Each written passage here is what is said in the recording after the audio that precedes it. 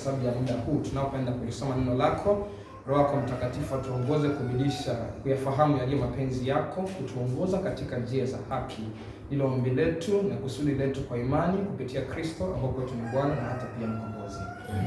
Amen. Na nataka nianze kwa kusoma nukuu mbili. Moja nilisoma asubuhi hapa, alafu nyingine nitaisoma hapa mbele hapa nilipo. I'll start by reading nukuu mbili hapa hivi. Moja nilisoma asubuhi na nyingine nina quote from the book Education. Education page 190. Nataka usikie kwa makini kabisa. This is what the inspiration writes. The student should learn to view the world as a whole and to see the relation of its parts. He should gain a knowledge of its grand central theme, of God's original purpose for the world, and the rise of the great controversy and of the work of redemption. Let me explain up to there. Ellen White under inspiration writes, in a nutshell, that we should understand two things: the work of redemption and the great controversy. Alafu anaendelea kusema kwamba he should understand the nature of the two principles that are contending for supremacy. I repeat that. He should understand the nature of the two principles that are contending for supremacy. What are the two principles in the great controversy which are contending for supremacy? What are the two principles?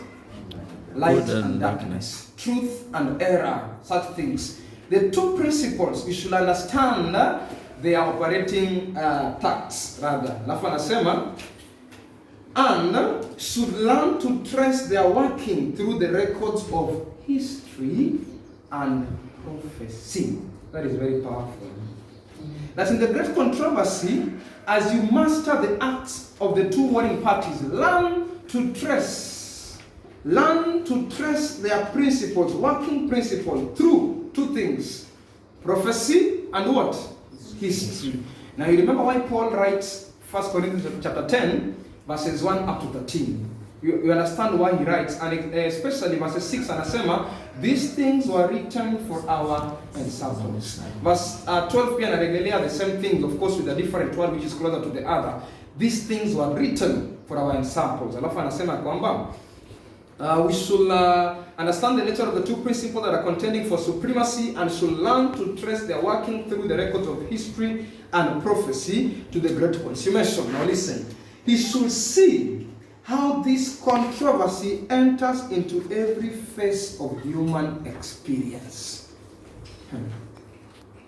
He should see how this particular controversy enters into every phase of human experience. How in every act of life he himself reveals the one or the other of the two antagonistic motives, and how, whether he will not, he is even now deciding upon which side of the controversy he will be found.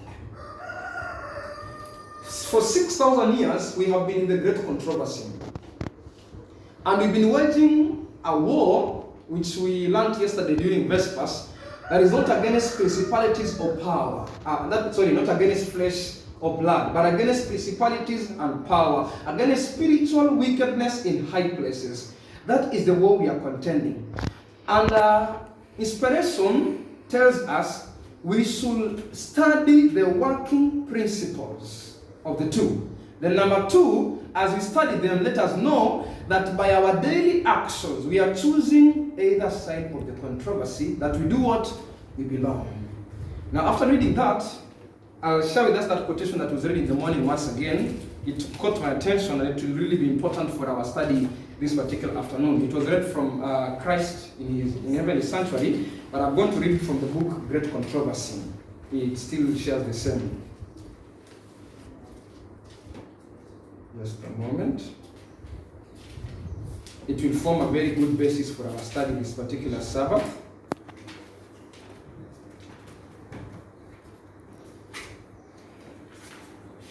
I'm getting it shortly.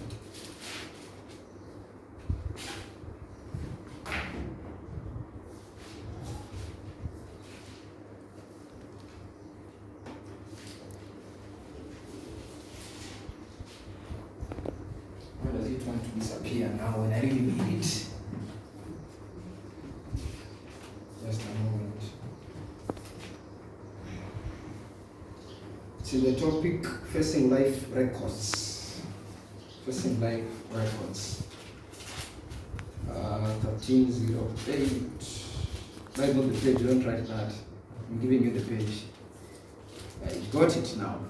The page in Great Controversy is 488, paragraph 2, 488. It says this: those who will share the benefits of the Savior's mediation should permit nothing to interfere with their duty to perfect holiness in the fear of God.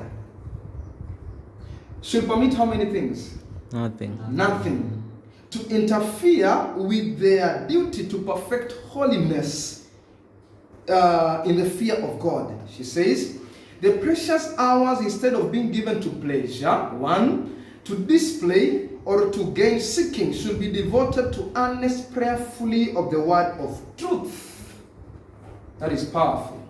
And then she says, the subject of the sanctuary and the investigative judgment of the sanctuary and the investigative judgment should be clearly understood by the people of God. Now I want you to listen to the next statement.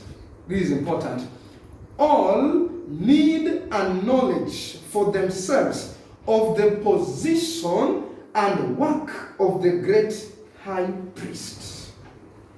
We need a knowledge of the position and work of the great high priest. Because if we get to know the position and work of the great high priest, we will clearly also understand our position and our work. And this particular afternoon, I'm going to use the two quotations I've read to build up a very important study. We started by studying a quotation that says, in the Great Controversy, we have to master how the two sides are operating. Now travel with me to the book of Genesis. Not forgetting those two quotations. The book of Genesis, you'll be reading with me now. I was laying a foundation, which is very important. Are you in Genesis? Are you in Genesis? Mm-hmm. Chapter 3. Chapter 3, and you're going to read from verse 1. Genesis chapter 3, and you're going to read from verse 1. Somebody who is there, read with us nice and loud. It reads, Now the serpent was more crafty than any other beast of the field that the Lord God had made. He said to woman, Did God actually say, You shall not eat of any tree in the garden? Read on. And the woman said to the serpent, We may eat of the fruits of the tree in the garden, but God said, You shall not eat of the fruit of the tree that is in the midst of the garden, neither shall you touch it, lest you die. Verse 4. But the serpent said to the woman, You will not surely die. Verse 5. For God knows that when you eat of it, your eyes will be opened, and you will be like God, knowing good and evil. Pause. Your version says like God. Huh? That is good. The Bible records that there is a conversation here between the woman and the devil, who has come in the medium of a serpent. And the conversation is over an instruction that was given in Genesis chapter 2, verse 16 and 17. You remember that? The instruction was, of every tree of the garden thou mayst freely eat, but of the tree of the knowledge of good and evil thou shalt not eat, because in the day that thou eatest thereof thou shalt surely die. That was a record of the Bible. Now here, the devil has come, first of all, questioning of the woman of a subject that is very much important. And I want to see how the devil introduces the conversation. What is the first word? The first word that the devil introduces the conversation with? Did. Yes? Did. Did. Are you sure that is your first word? Did God ask? From the first conversation. KJV, what is the first word? Has. You're not reading. Yeah. The first word there is yeah. See, and he said to the woman, comma, then the direct speech starts there. Yeah. Kiswahili version is sweeter in that verse. What is the first word in Swahili version? Ati. Genesis chapter 3, verse 1. Verse 1. Hebu soma. Basi nyoka alikuwa mwerevu kuliko wanyama wote wa mwitu aliyowafanya Bwana. Mhm. Akamwambia mwanamke, ati. Good. The first word is ati. In King James Version says, yeah. Does not make it so much sense. Let me make it sense in Kiswahili. If I come to you and I tell you, ati, wewe ndio mtoto wa fulani fulani. What does that ati insinuate? Doubt. Bende en adier. Kiswahili inaanza na bende. Bende en adier. Bende en adier. Look at. Hebu sikia hiyo conversation. Pole kwa password ambayo tumemwekea Evans na wewe pia tumekuwekea password. Ndio unaelewa hiyo? No. Sawa, anaita bende en adier. Je, ni kweli? That is a principle of doubt. So the first principle that the devil operates on in the great controversy is to put doubt into the hearts of men. So the first thing he did, doubt. The second thing, now after he has introduced doubt here, he says, did God really say, let me put it that way, that we are not supposed to eat of every tree of the knowledge and wisdom? Mark you, by the time the devil is asking this, he already knew the commandment of the Lord. Alijua kitu ambacho Mungu alikuwa anamwambia Adam and Eve. Then Eve now says, now listen, Mr. Devil, I understand the command to a point I want to put a stress on it. The stress is, God has said, we should not only eat, but don't even dare touch it. And in my, let me use that term, in my ministerial imagination, this particular time, maybe the devil is having the fruit on the hand. Wewe umesema Mungu alisema msiguse, mkigusa mtafanya nini? Mtakufa. I have the fruit in my hand. Let me go back and say three things that I usually say over and over again when I study this passage. Eve did a tragic mistake before she fell. Three tragic mistakes that she did. One, she left the presence of Adam. That was the first mistake. Two, she wandered around the tree of the knowledge of good and evil. Then three, she allowed herself to converse with who? With the devil. And those three things are kanguka.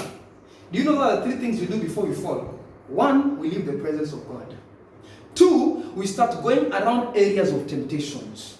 Three, we start rationalizing with temptation. Actually, it's not too bad. It's just a little thing. A little one is not bad for the stomach's sake. You hear? Then at last we end up falling. Now, after that, the Bible records the devil presents unto Eve the disadvantage of disobeying God. I'm choosing the advantage of disobeying God. I'm choosing my words cautiously. And amwambia the advantage of disobeying God. And that's another working principle in the great controversy of the devil. And I ensure kwamba ameonyesha wanadamu the advantage of disobedience. And after he had shown the advantage of disobedience, now we end up to the most important thing I'm going to discuss this afternoon. Verse 6. The Bible says, read in King James Version. And when the woman saw that Pause. Wacha mhubiri wa pijado atakwambia wacha kuyado hiyo verse. Just take it pole pole. The Bible says, and when the woman did what? So. Let me ask you, how many days had Eve seen this tree? Was it the first time anaona mti? No. From the day she was created, I'm sure Adam must have told him, God has said this one, do not eat. We are free to eat everything. But this one, don't eat Eve. Actually, alipoambiwa na Adam make a click, if you're not supposed to eat, it means you're not supposed to do what? To touch as well. Akaongeza hapa mpaka juu kabisa. But here the Bible says, when the woman saw. Pause there, go to Judges chapter 16 verses 1. Read a similar word. Judges chapter 16 verses 1. Judges 16 verses 1. Somebody read with us. As you put your finger on Genesis, because you go back to Genesis, it's important. 16 verse 1. Says, Then went Samson to Gaza, and saw there an harlot, and went in unto her. Just leave it there. The Bible says, then went Samson to Gaza and saw a harlot and went in unto her. Do you think it was just a matter of Samson just seeing a harlot and then start going to see? Now listen, three things again.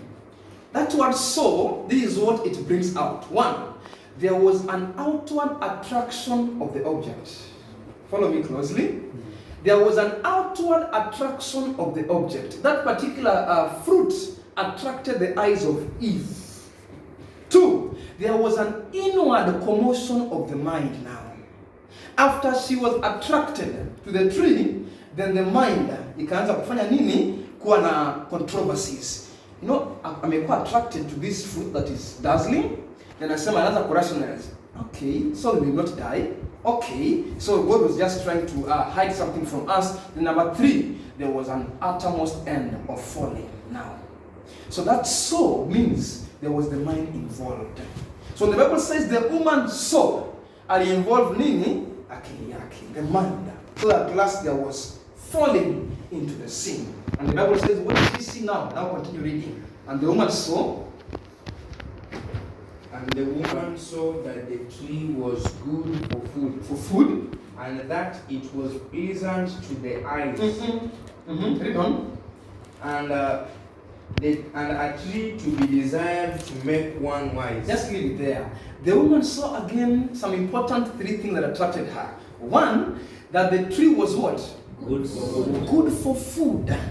2, that the tree was desirable to make one wise. Number 3, Pleasant. pleasant to the eyes. What is common between these 3 things? What do they satisfy?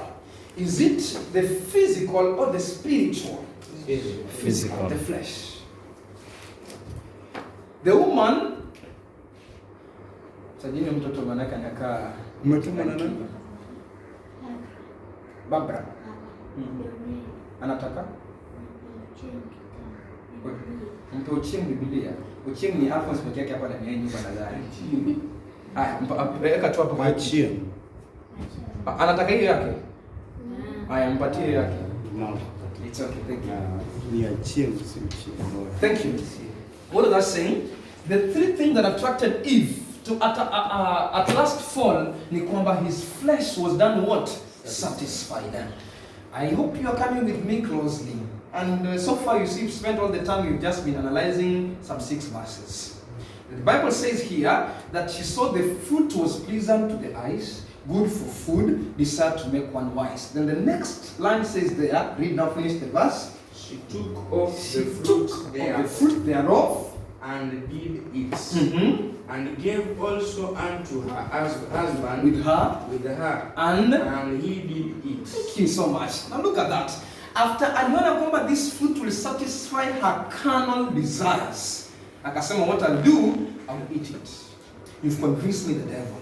But what the devil has convinced is the flesh, not the spirit. Another important working principle is the great controversy. The devil seeks to satisfy the flesh, not the spirit. And when he succeeds in that, then he got you. But what do I want to talk about this afternoon? Yes. Well, so sometimes tunachambua Biblia mpaka unapata vitu vingine ambaye unafikiria kumbe saa zingine tunasema tu kama chorus.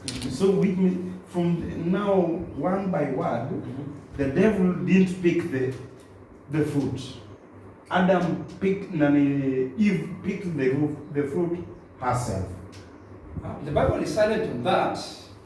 Whether she was given or she took, we can only imagine without from what he read, she took. So that way may mean she may pick from the hand of the devil or from the tree itself. So either way, the uttermost thing kwamba alifanya nini? He picked, which was against the direction of God, and she ate it. Now, before you continue, being that they were in the Garden of Eden from the origin, do you not tell me that Adam didn't know that fruit, that this particular fruit comes from the fruit of God?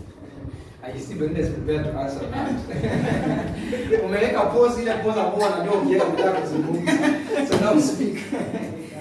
Now speak, baby. Speak, daughter. Amekata hata kuzungumza. Yes, let me bring it swali kwa darasa. Let's reason together. What do you think? Or how didst thou? That is the best way to ask. What is written? How didst thou? Wow. Adam, in fact, it says Adam was never tempted. He willingly took. Exactly. He willingly took. And when he was taking, he knew this is the fruit that if I take, I'll die. So one, Adam was not with Eve at this point of temptation. Peter in the New Testament affirms that. Is it Peter or Paul in Corinthians? Paul in Corinthians. He affirmed that by saying that it is Eve who was tempted. So Eve was tempted. By the time akimletea Adam fruit, by the way nasikia wahubiri wakimwona kusema vitu vya ajabu. Ati Adam alisema ni kweli tutakufa. Ni kweli Adam was sure they were going to die. She was sure of that. Actually, Ellen writes Patriarchs and Prophets. He says that Adam only forgot that the same God who provided Eve could have provided another one. Akaamua ku please Eve ili kwamba amke katika dhambi. Yes, check that I come to any other three of you. Let me My subject is back up. Let's go on. Let me just add from the PP. Nasema when Adam saw Eve akafadi sana akibeba hiyo tunda tu. She knew that it's automatically. It's lost. Exactly. It's lost. Yes, Mark. Mine is a question. So when the woman saw the tree was good for food, and that it was a delight to the eye, and that the tree was to be desired to make one wise, she took of its fruit and ate, and then she also gave some to her husband, who was with her, and he ate. So where was Adam? Was Adam with Eve when Eve was picking the fruit and were conversing with the devil, or did she pick the fruit and went to where Adam was? Yes, because the statement there inasema and who was with her? Yes. Yeah. I do say I thank the spirit, the pen of inspiration so much. Haingekuwa vitu zingine tumekuwa tuna fumble tu. She confirmed where Adam was. That Adam was at home. In fact, alianza kusema why Eve fell. She left the presence of Adam. By leaving the presence, what does it mean?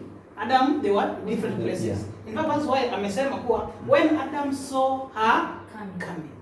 You get me? So, Sister White explains what they mean by when they say with her here, does not mean they were with her the same point upper kwa the tree of life. As at the time of eating. As at the time of eating, yeah. Notice the Bible sometimes, many a time, does not give a continuous train of events, clear picture. So that is why we thank God for the ministry of Ellen White. Now you get it, kwamba, when he says who was with her, this must be after she had left. Yeah, Mesha Kula, now he's with the husband. He extended the hands to give the Adam the fruit to partake of it also. Yes, Evans? Actually, Adam was well aware that they were going to die after eating the fruit. You see, one reason as to why he fell is because he loved his wife so much. The Bible commentary says that Adam was not even hungry by the time he was eating that fruit. Alikula tu kwa sababu alishawishika. So hakuwa na njaa kabisa. So in a nutshell, I may excuse Adam kidogo too, but he's also at fault for accepting to follow his wife blindly. Thank you. Yeah. Following, Christ says, Nampenda mke wangu sana. Now listen, he who loves mother, father, brother, or sister more than me is not worthy of me. That is Matthew chapter 10. He says, he is not worthy of me. So it's important we have to know, katika daraja lako, God expects you to love God first. Love the Lord your God with all your heart, with all your mind, with all your soul. And Christ finished and said, this is the first and the greatest commandment. Alafu nyingine inakuja sasa. Your neighbor as yourself. Your wife is your neighbor anyway. That particular amesema serious. When the Bible says neighbor, it means any other person apart from who? God. So in that context, you're my neighbor, but you still remain to be my wife anyway. Right? So that is very much important. So we have to operate on that particular principle. Yes, Jeremiah? To answer the question. Let's come back. To answer the question, ananiuliza kwamba was it Eve that plucked the fruit or was the serpent? Patriarchs and Prophets says that the serpent, page 53, nasema, the serpent plucked the fruit of the forbidden tree and placed it in the hands of the half-reluctant Eve. So alipewa. Thank you for that. That is very much important. And there's a statement ambayo imenivutia, in the hands of the half reluctant Eve. Yani alikuwa amemwangalia Eve akaona huyu Eve is not decided. So before she thinks of going back to God, let me win her. Lukewarm state naonesha. Akasema wacha nimpatie haraka akatumbukiza fruit in the hands of Eve, and there Eve fell. Now what led to the fall of Eve? We've said so many things. But I want to read now a classic quotation here again, which is going to form the basis of our study now. The reason. Kuna vitu vingi ambavyo can study from Genesis chapter 3, but today I choose to study one subject here. Now listen, I'm reading from the book In Heavenly Places. In Heavenly Places, 194, paragraph 3. In Heavenly Places, 194, paragraph 3. Listen and listen very well. Nasema hivi. Intemperance lies at the foundation of all the moral evils known to men. Intemperance lies at the foundation of all the moral evils known to men. Now listen again. Christ began the work of redemption just where the ruin began. That is serious. Alafu anasema, the fall of our first parents was caused by indulgence of appetite. Na maanza kusema kwamba in redemption, this one blew my mind. In redemption, the denial of appetite is the first work of Christ.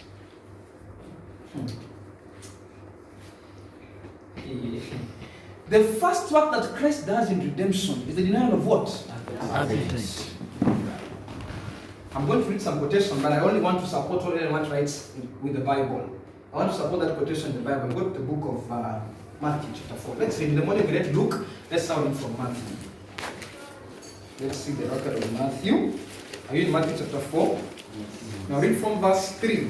Or start from verse 1 so that we can get it beautifully in its correct context. It says, Then was Jesus led up of the Spirit in the wilderness to be tempted of the devil.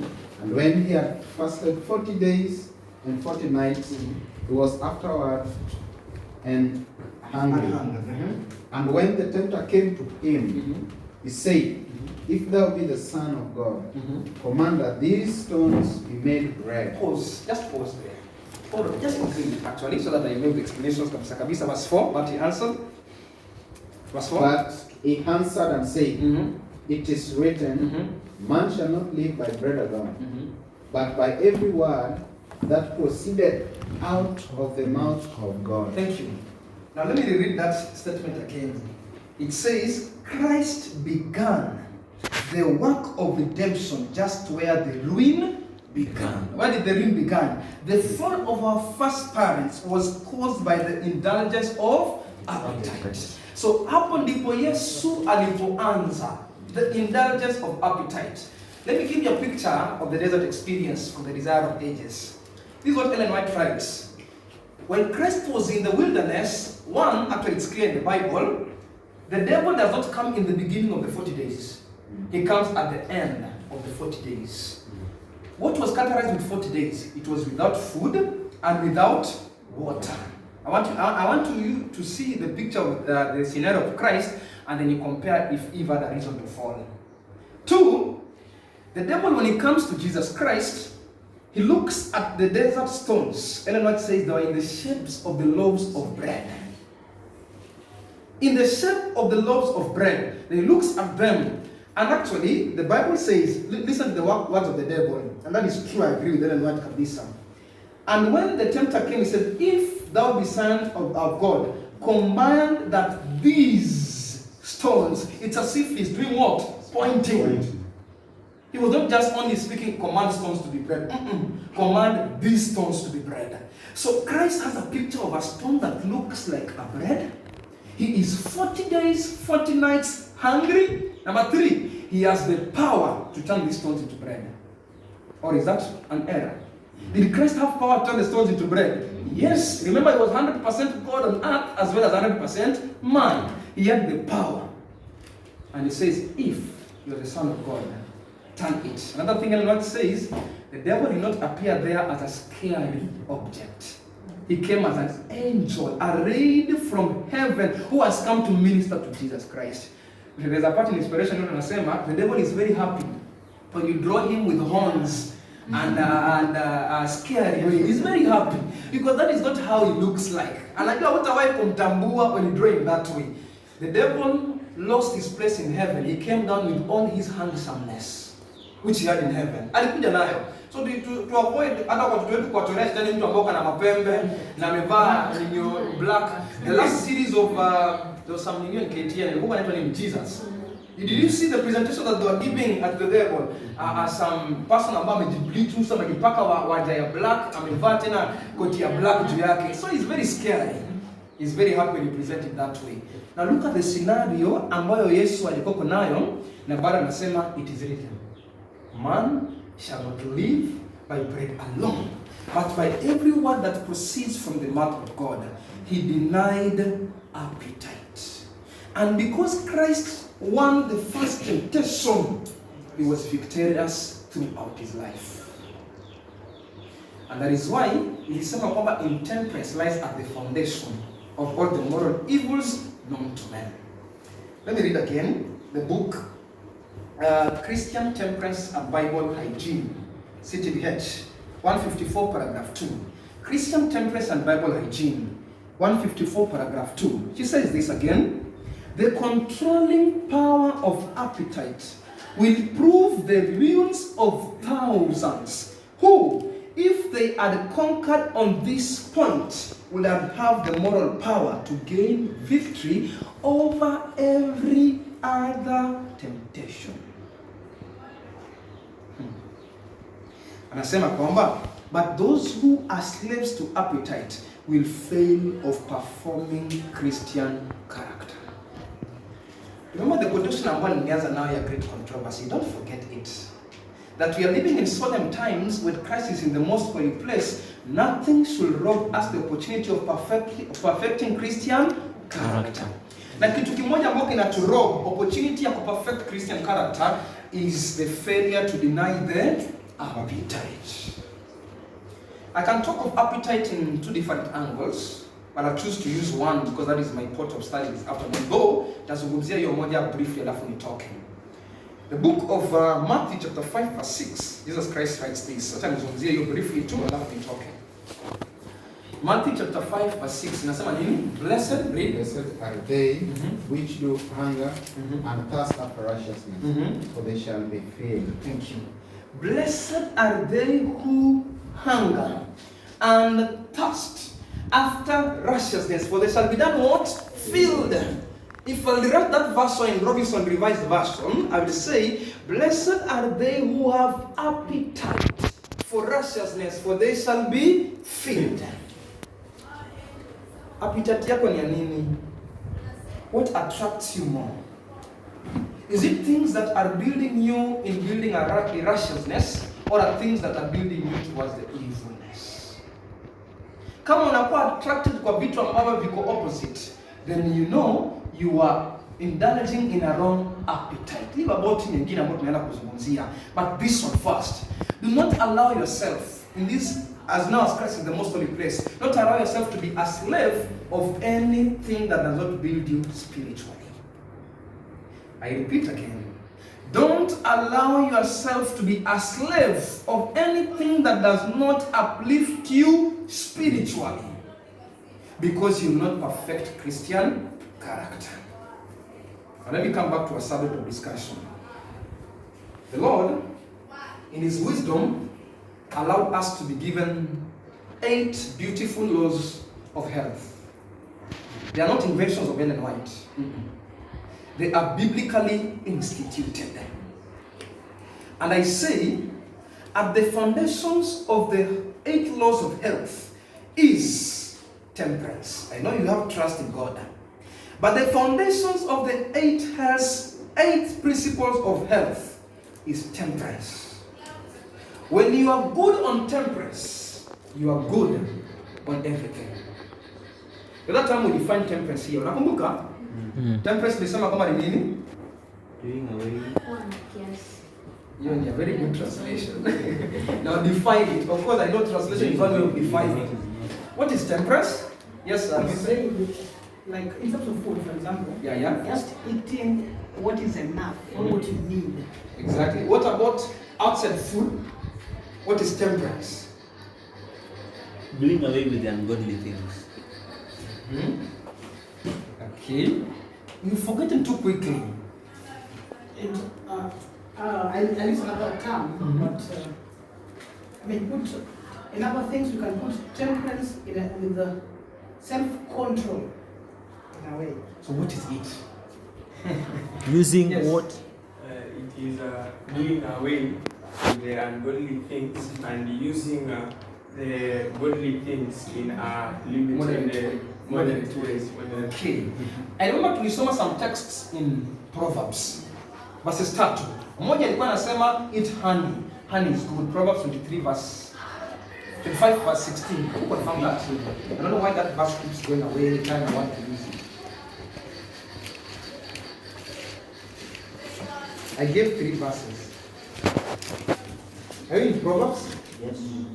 Proverbs 25:16. 25 verse 16 it says. Hast thou found honey? Eat so much as is sufficient for thee, lest thou be filled therewith and vomit it. Thank you. There's another verse that equally says 27. 24, 27. 25 verse 27. It says, It is not good to eat much honey. So for men to search their own glory is not good. thank you. Solomon also says, it might be chapter 23 and 24 also, if you tie them, it says honey is good. 24:13. God bless you. 24:13 says, my son, eat honey because honey is good. It is good. So the first thing anasema honey is what? Good. Lakini kule 25 verse 16 and 27 anasema kwamba honey is good as you eat it moderately. Judiciously. Yeah. So temperance is, Ellen White writes in the book Prophets and Prophets, temperance is doing away with all harmful things and using that which is not harmful judiciously. That is temperance. You do away with everything that is harmful, and then that which is not harmful, use it moderately. Now I come again. Temperance lies at the foundation of the 8 laws of health. As a Christian, your trust is supposed to be in God. But after you've trusted God, the first thing that God works on is your temperance. And if He doesn't work on your temperance, Ellen White writes, you cannot be saved. So we read here, I hope in redemption, the nerve of appetite is the first work of Christ. And what are these particular, why temperance? 1 Corinthians chapter 9. Verse 25.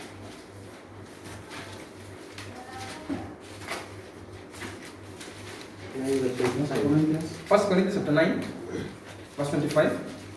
Says, and every man that striveth for the mastery is temperate in all things. Now they do it to obtain a corruptible crown, but we an incorruptible. I therefore so run, not as uncertainly, so fight I, not as one that beateth the air. Verse 27. But I keep under my body and bring it into subjection. This that by any means, when I have preached to others, I myself should be cast away. The first verse is very important. Anasema every man who striveth for mastery is temperate in how many things? All. There must be temperance in all things. Alafu anasema, but then you'll notice Paul in his writings, he likes comparing the Christian life with a struggle, warfare. He says, run the race of patience. Fight a good fight. Such things. He equates the life of a Christ with some struggle. Alafu hapa anasema kwamba, if you are striving for mastery, be temperate in all things. And he makes a comparison. Those who are running the normal sports, they do it to obtain a corruptible crown. Another time I tried doing an exposition of that.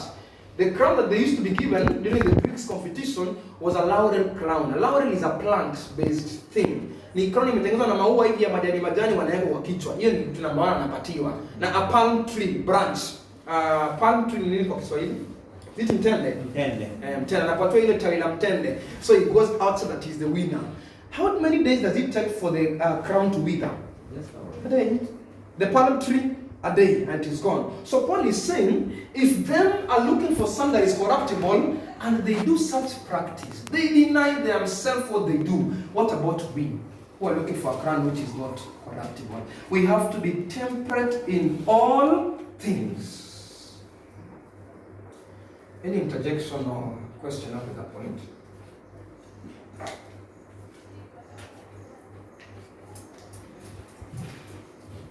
Thank you. Yes. Yeah, there's something I noticed with the pen of inspiration by using the word temperance. Huh? Because if you put in a secular word, that temperance will mean, it will mean being temperate in both good things and in bad things, right? Because that will tell you what is temperance. Of course, I can do bad things temperately, and I also do good things. But Sister White knows, but if she used that, it therefore means like unakubali dhambi.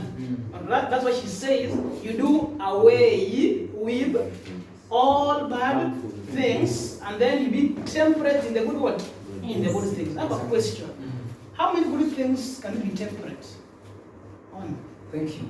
How many good things can we be temperate? Now let's run that down into our study, because that is what is going to form a very good portion of our study. Remember, to answer, apart from reading Christ in the most holy place, you also read it's good to master how the devil operates. And one way that he operates, he has to get us to be indulged, to be intemperate. Let me put that way. Tunakuwa intemperate. And if we are intemperate, even in good things, actually we only become intemperate in good things. Wrong things should be done away with. And asema kwamba we will fall in all other places. If we fall on intemperance, we will fall on other places. Now God gives, I said, 8 laws of health, of which I've talked about the foundation, which is going to help us through. The remaining of them are still found in Genesis. Even temperance is found in Genesis, by the way. Genesis chapter 2, verse 16 and 17 is a principle of temperance. Genesis 2, verse 16 and 17. And I'm aware of all the trees you're allowed to eat, but this one you should not eat. What was God trying to say? It is safe to eat these ones, but this is evil. Do it away. And even the remaining ones that are remaining, of course, they know that they have to operate on the principle of eating moderately. Now, among the other 8 laws of health, what are the others? Which one do you know? Wow. Exercise.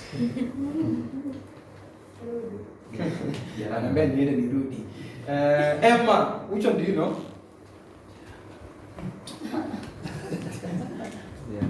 Baadaye amekuibia mtenda unacheka. Amekuibia mtenda umecheka.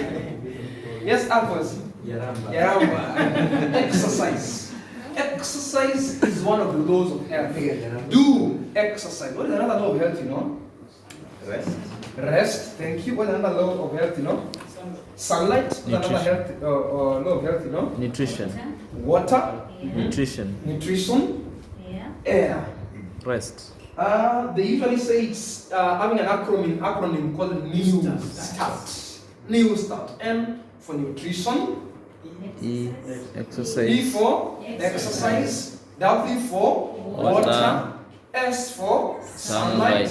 T for temperance. A for air. R for rest. And T for trust. God. Those are the 8 laws of health. By the way, if you operate on those 8 laws of health, ukona sita: nutrition, exercise, water, Air. sunlight, temperance, air, rest, trust in God. Do you have all of them now? Thank you. So these are the 8 laws of health. That, now you know you didn't give laws. What you are mentioning is them by sketchily. So the law of health is that eat an ideal diet. That is what is in nutrition. The law of health is E. Do exercise moderately. The law of health is drink pure water. That is the law of health. The law of health is bask or receive sun rays or the sunlight. The law of health is have temperance in all things. The law of health is breathe pure air. The law of health is have rest. And finally, trust in God. Those are the 8 laws of health. Let me move a step higher. Just the same way in the 10 Commandments, most Christians have no problem with 9, is the same way with the laws of health. Now, bringing you closer. You usually know how to build studies. By the time you get me, I will be with you. Just the same with the 10 Commandments, they have no problem with 9. And we really point fingers at them for that. So why the 4th one? In the same place with the laws of health. We have, when somebody tells you exercise, you can volunteer and do that. Nonetheless, let me speak briefly about exercise. I'll only be speaking briefly about them. Exercise, Ellen White writes, the best form of exercise is gardening and walking. Your gymnastics are good. Your road work is good. But the best form of exercise is gardening and walking. Let me speak to us, God's people. Leo unajua tunazungumzia a very practical Christianity. Hii ni extra practical. Hata ile nyingine ambayo tunazungumzia hii ni extra practical. Though it's still practical. Let me not be misquoted for that statement. Exercise, you are from here, I'll use stages that I know. Let me say from here even up to Concordia. There is not emergency ambayo inakulazimisha lazima upande boda. But you want to abuse boda that you always want to use it. You know, if you obey the laws of God, we'll even save our finances. For example, hapa kwetu, kutoka na pikipiki hapa kwa mlango mpaka Mburi mwisho utalipa 100 bob. Lakini nikiamua kutembea mpaka Concordia, nichukue pikipiki nitalipa 50 bob. I've saved God's money and I've helped my body as well. Exercise, it's important at times to walk. Walk around. Do not just allow your body to. 2, we are living in towns and you know we do not dig. But if there is a place that you can perform gardening, do. Let me say something. I wish this was not recorded. you can mute this one because what I have to say is very serious. Don't record this. Kindly don't record this. I will let it, don't worry. The first time I ever touched a jembe to dig seriously in a shamba is during this corona period. This is serious. I know Czech is shocked about that. Don't record. And when I bent low, nika strike jembe hivi, I understood why Ellen White says digging is the best form of exercise. You feel the whole body is involved in that activity. By bending, by standing, by throwing, it is involved in it. The pen of inspiration can never err because it is God's word. So exercise is important as a form of what? Exercise.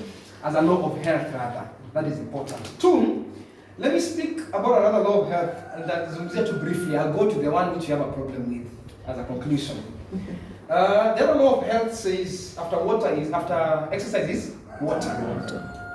Kama kuna kitu ambayo we are abusing, most of us, is water. We abuse water so much. It's a very important thing. And if you use water properly, we'll save ourselves from very many diseases. And our mom was supposed to be here. Number 1 painkiller. If we use water properly, we'll save ourselves from very many diseases. Let me talk about how we abuse water. 1, we eat and drink at the same time. I once read a quotation, I don't know where I read that it is wrong, it is sinful to put food and water on the table. Ellen was telling women, discussions on that and food, it is wrong. My dad, that's not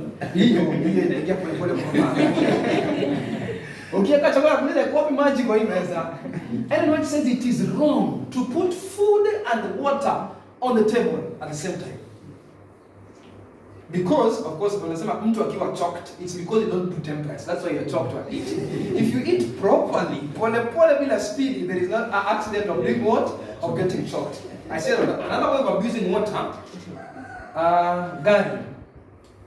If you have an encounter with the gari ikianza kutoa sound ambayo si normal, ama inachemka, ama inachemka, najaribu communicate nini? Haina maji. If the engines overheats, inamaanisha kwamba haina nini? Maji. So by the time ina react, inamaanisha kwamba imeteseka mpaka imeamua kufanya nini? Communicate. So it is with the body.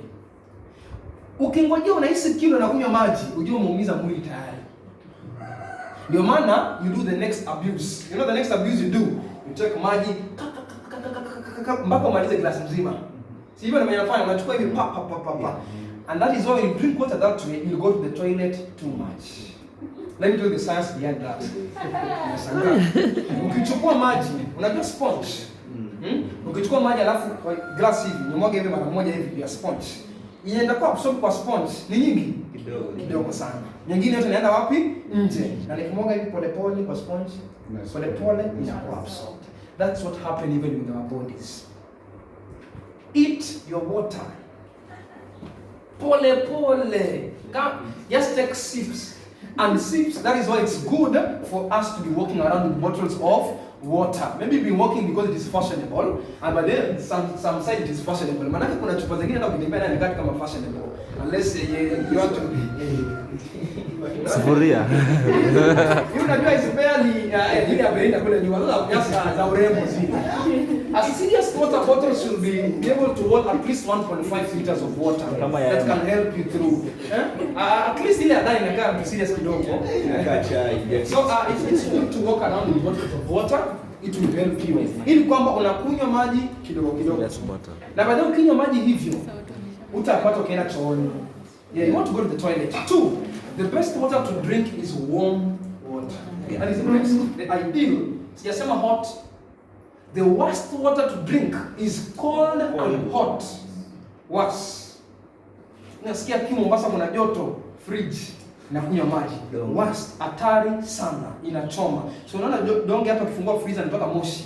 Yeah, that is the effect it forces in your internal organs. So water is very much essential in the cleansing of our inside body as well as outside. Pia nje tupende maji pia nje. It's very much important. They say cleanliness is next to godliness. Just look at me here. Kuna quotation ambao wanapenda kumisuse wrongly kwa SOP. Ellen White writes, people in good health should bathe as much as often as twice per week. Kuna neno quotation kwa spirit of prophecy. Wanaume wanatumia hiyo kujitetea kwamba hata ile neno aliandika kwamba people in good condition, good health wanafaa kuoga kama ni mara 2 kwa wiki, ni mara nyingi ni ngapi? Mara 2. It's just the same way context applies to the Bible, context applies to spirit of prophecy. Hapo ni muhimu sana ugundue hiyo. Mombasa mwenye kunatoka jasho hivi, alafu anaenda kuoga mara 2 kwa wiki. Does it make sense to you? It is by the way, dada amebana vizuri kutaja dada. Dada unajua kabla aoge anatafuta psych. Anatafuta psych, anakaa siku nzima. Anatafuta psych, usiku hapa ametoka ni anaenda kuoga sasa. Anatafuta psych. Yes, there's a quotation from the Spirit-led Council on Health, where Sister White was saying that she was saying that people used to go late to Sabbath. I was giving a counsel that let all duties be done on Friday, including bathing. Exactly. I have a friend of mine. In fact, one is a family, the other is single. Ikifika Friday ana bathe. Evening. Ikifika Saturday tunamwambia yeye date. Anakupatia quotation. Yeah, anakupatia quotation. That is using that quotation out of its context. Nimekuwa kwa mission na watu. We are with a group of university students, you know the zeal of campus students, and they were using that quotation. Katikati ya wiki tu watu wana argue, wamesoma, do all the preparation on the Sabbath. Boots will be blacked, whatever, beds will be taken. Nikamwambia, so it is entirely wrong to shower on the Sabbath, and they said yes. Unajua, if you want to catch extreme guys, unawangojea tu pole pole. You just get them. So I asked them a very simple question. We are in a crusade hapa. Nimeamka hapo pulpit, nimehubiri Friday jioni, nimetoka jasho kisawasawa. The next day nafaa kuja kanisani hivyo hivyo. Sema no, you don't need to reason with the spirit of prophecy. The way it is written is the way you should take it. Nikasema it's okay brothers. Kafika Friday. It was so funny that one of them was a speaker. Akawa mhubiri hiyo Friday jioni akasweat kisawasawa. So but in the morning I saw him kind of traffic. And I was like, brother, kwani SOP ilikuwa revised? Was it revised usiku bila sisi kujua? Kama natangaza you have to know. There is an excuse that comes with it. So as you read the spirit of prophecy, get the context. Like the context of God quotation, I check has already brought it out. People were getting ready for the Sabbath. Ellen White had to cancel. them. That if it is showering that is making you get late for the Sabbath, do it on Friday. So that at least it is given. Just the same way anasema all food should be prepared before the Sabbath. But you know, for example, a temperature like Mombasa, if you say you want to eat, actually it's not even temperature Mombasa, Elnot mwenyewe anasema do not eat cold food. So wengine wamechukua ile kwamba prepare all food before the Sabbath, kwamba lighting fire on the Sabbath is a sin. And so they eat cold food because it is sin to cook on the Sabbath. No, be reasonable. Prepare the food, of course, preparation day, but don't feed people on cold food. Such things, principle. Narudi back to our laws of health. So tumezungumza kuhusu water. The best is warm water. That is the best to drink. Sip water. If you have to take, kama unajua kuna shida ya kukunywa ya kukula ukikunywa maji, ukianza kutembea na maji na unakunywa mchana, you not need water during your activity. 2, kama uko nayo shida kunywa maji 30 minutes before uanze kukula. Najua